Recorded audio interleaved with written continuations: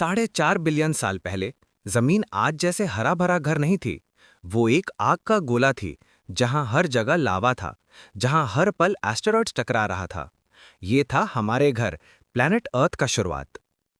समय के साथ जमीन ठंडी होने लगी, बारिश के पहले कतरे गिरे और समुंदर बने। इसी गहरी अंधेरी समुंदर में हाइड्रोथर्मल वेंट्स के पास जिंदगी का पहला बीज बोया गया। छोटी छोटी सेल्स, जिनको हम बैक्टीरिया कहते हैं, उन्होंने पहली सांस ली। लगभग 540 मिलियन साल पहले एक अजीब धमाका हुआ, जमीन पर नहीं बल्कि समुंदर के अंदर। कैम्ब्रियन एक्सप्लोशन, एक ऐसा वक्त जब हजारों नए प्रजाति एक साथ उभरी। ट्राइलोबाइट्स, जायंट वर्म्स और सबसे पहले प्रेडेटर्स, ये सब समुंदर को जीवन से भर देते थे। फिर एक दिन कुछ जीव पानी से बाहर निकले। एम्फिबियंस की शक्ल में उन्होंने पहले कदम मिट्टी पर रखे। उस वक्त जमीन जंगल नहीं थी, जायंट फर्न्स और इंसेक्ट मॉन्स्टर्स का राज था। सोचो, मक्खियां इतनी बड़ी जैसे कबूतर। फिर आई जमीन की सबसे शानदार दास्तान, डायनासोर्स का युग।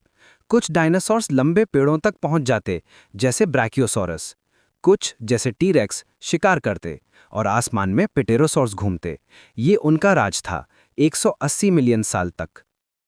लेकिन हर दास्तान का अंजाम होता है।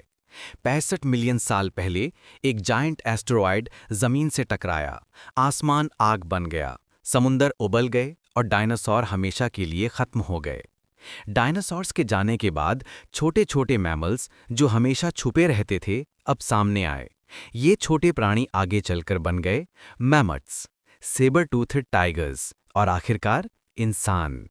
2 मिलियन साल पहले इंसान की कहानी शुरू होती है। हमारे पूर्वज ने आग जलानी सीखी, शिकार करना सीखा और आपस में रहना सीखा।